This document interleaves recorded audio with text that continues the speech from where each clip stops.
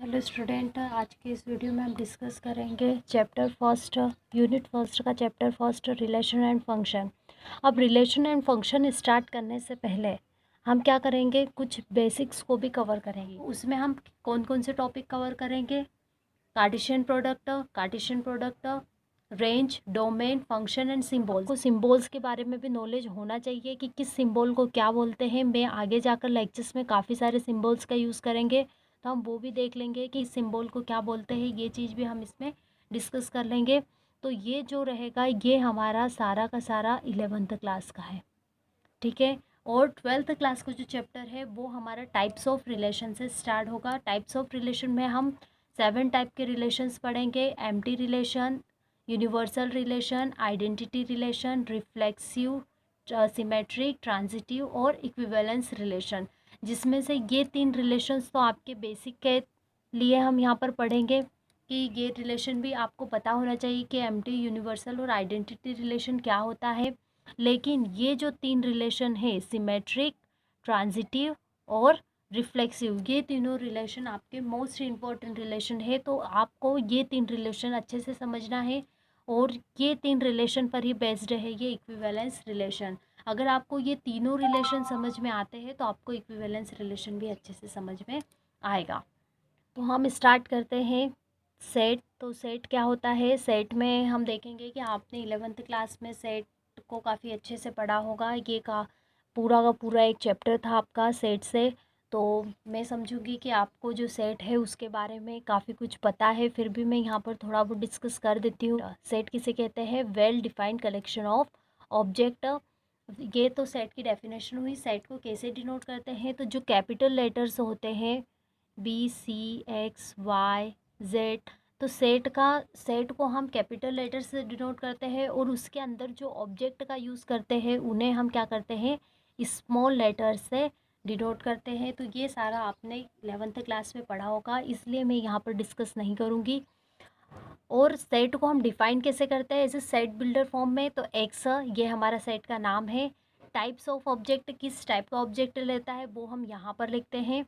और 2 डॉट लगाकर हम क्या करते हैं, यहाँ पर इस सेट के जो भी ऑब्जेक्ट आएंगे, इन ऑब्जेक्ट पर क्या कंडीशन अप्लाई होगी, वो कंडीशन को हम क्या करेंगे, यहाँ पर रूल फॉर कलेक्शन, इसके इस एलिमेंट के आने का जो रूल है वो यहाँ पर हम डिफाइन करेंगे।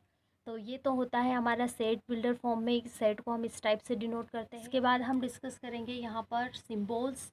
हाँ, तो आइए सिंबल क्या होते हैं, तो सिंबल के बारे में डिस्कस कर लेते हैं कि यहाँ पर बड़े अजीब अजीब टाइप के सिंबल यूज़ किए जाते हैं जो आपको समझ में नहीं आते हैं।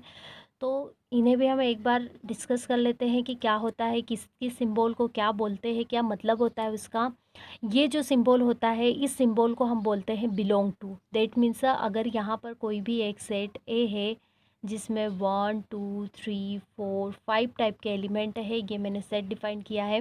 तो इस सेट में मतलब मैं बोलूँगी कि 1 इज़ बिलोंग टू ए, मतलब 1 ए में बिलोंग कर रहा है। तो ये जो नोटेशन होता है इसे हम कहते हैं बिलोंग टू, ठीक है। इसे हम बिलोंग टू का नोटेशन कहते हैं। और अगर हम इस टाइप के सिंबल पे अगर हम ऐसी लाइन खींच देते हैं तो ये हो जाता है नॉट बिलोंग्स टू। जैसे यहाँ पर 5 एलिमेंट है और अगर मैं बोलूँ कि एक 6 क्या सेट ए में है, तो मैं बोलूँगी कि 6 इज़ नॉट बिलोंग टू ए। तो ये होता है हमारा नॉट बिलोंग्स टू का सिंबल। इसके बाद आता है सबसेट ऑफ। तो ये वाला जो सिंबल होता है यू, मतलब इस टाइप से हम यू और इक्वल करके, तो इसे बोलते हैं सबसेट ऑफ।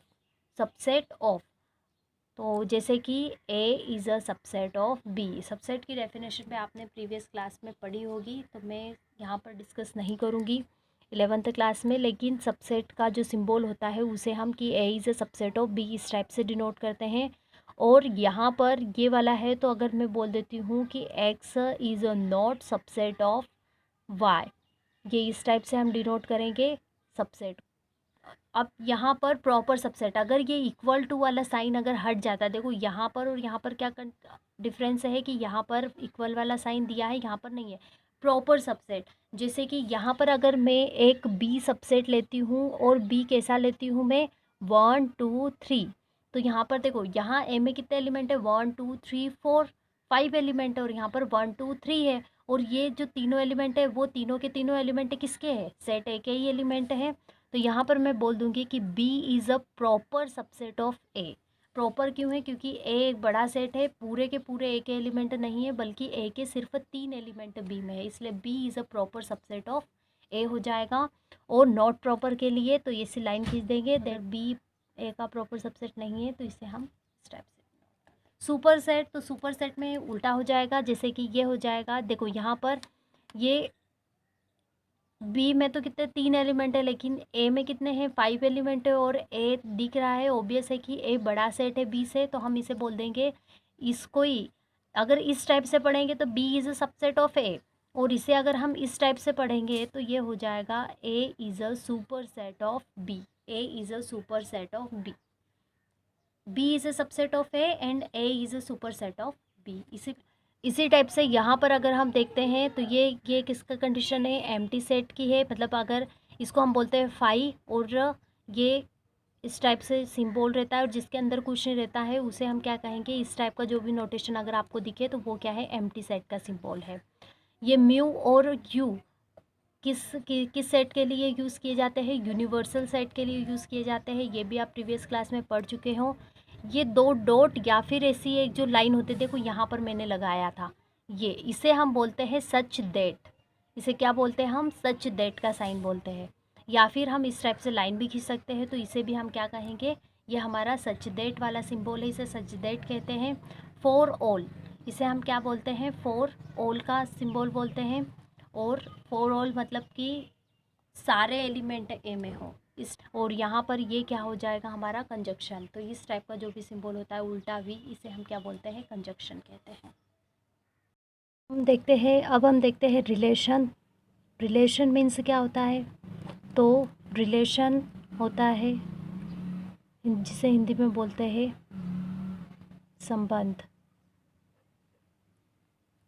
तो रिलेशन क्या होता है, जैसे कि आप हो और यहाँ पर आपके पापा है, तो आप और आपके पापा के बीच में क्या रिलेशन है, तो आप आपके मतलब आप आपके पापा को क्या बोलोगे, पापा बोलोगे, और आपके पापा के लिए आप क्या हो, सन या डॉटर।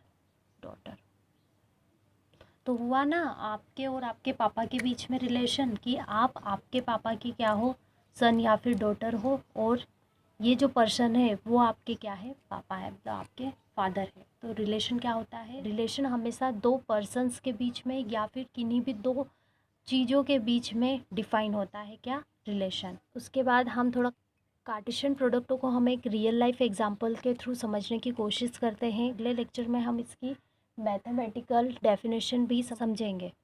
यहाँ पर डॉग क्या है, तो देखो डॉग मिल्क, दूध भी पीता है डॉग, और डॉग मीट भी खाता है, ठीक है। इसी प्रकार से तो ये क्या हो गया, डॉग का मिल्क और मीट के साथ क्या कर लिया हमने, कार्टेशियन प्रोडक्ट बना लिया। कार्टेशियन प्रोडक्ट क्या होता है कि सेट ए के एलिमेंट को पेयर अप करते हैं सेट बी के सारे एलिमेंट के साथ। इसी प्रकार से देखो केट का अगर हम देखें तो केट भी क्या करती है, मिल्क पीती है और मीट भी खाती है। तो केट का भी हमने क्या कर दिया है, मिल्क के साथ और मीट के साथ क्या कर दी है, मैपिंग कर दी है ना। तो इसको हम कार्टेशियन प्रोडक्ट में कैसे लिखेंगे, डॉग मिल्क भी पीता है और डॉग मीट भी खाता है। इसी टाइप से यहाँ पर देखो केट मिल्क भी पीती है और मीट भी खाती है, तो यहाँ पर केट मिल्क और केट मीट।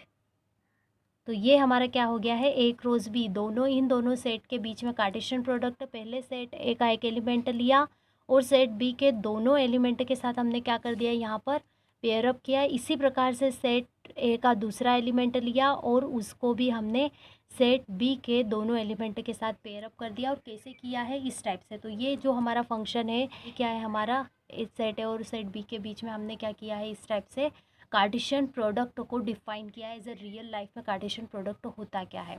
अब जैसे एक अदर एग्जांपल और देख लेते हैं। देखो अब यहाँ पर अगर हमने एक सेट ए लिया, एक सेट बी, दूसरे 2 सेट लिए हैं, तो अब यहाँ पर देखो डियर मतलब हिरण, हिरण पानी पीती है और घास भी खाती है। लेकिन अगर हम लोयन की बात करते हैं तो लोयन वाटर तो पीता है, मतलब पानी तो पीता है, लेकिन वो क्या घास खाता है क्या? लोयन घास नहीं खाता है। तो अब देखो, मैंने डियर को तो सेट बी के दोनों एलिमेंट के साथ पेयरअप कर दिया, लेकिन मैं इस सेट ए के दूसरे एलिमेंट को क्या सेट बी के दोनों एलिमेंट के साथ पेयरअप कर पा रही हूँ? नहीं कर पा रही हूँ। दैट मीन्स ये हमारा कार्टेशियन प्रोडक्ट नहीं है। ये जो ए और बी के बीच में हम कार्टेशियन प्रोडक्ट को डिफाइन नहीं कर सकते हैं। आई बात समझ में? मतलब कि ए के दोनों एलिमेंट को बी के दोनों एलिमेंट के साथ हम यहाँ पर पेयर अप नहीं कर पा रहे हैं, तो ये हमारा कार्टेशियन प्रोडक्ट नहीं होगा। और ये चूँकि हमने एक फंक्शन डिफाइन किया है, तो ये जो सेट ए होता है, इधर वाला जो जिस सेट के एलिमेंट होते हैं उन्हें हम क्या कहते हैं? डोमेन कहते हैं। और जिस पर मैप डिफाइन करते हैं, मतलब ये क्या है? एलिमेंट का सेट है, और इन एलिमेंट की जहाँ पर इमेज बनती है उस उधर वाले सेट को क्या कहेंगे? हम कोडोमेन कहेंगे। तो ये हमारा डोमेन कहलाता है और ये हमारा कोडोमेन कहलाता है। इसी प्रकार से हमने यहाँ पर रियल लाइफ एग्जांपल के थ्रू हमने समझने की कोशिश की कि कार्टेशियन प्रोडक्ट क्या होता है। सिंबल्स से आपसे मैंने थोड़ा इंट्रो करवा दिया कि किन किन सिंबल्स का हम यहाँ पर यूज़ करते हैं। अब नेक्स्ट लेक्चर में हम देखेंगे कि कार्टेशियन प्रोडक्ट होता क्या, और रिलेशन और फंक्शंस के बारे में डिटेल में पढ़ेंगे। तो थैंक यू फॉर वॉचिंग।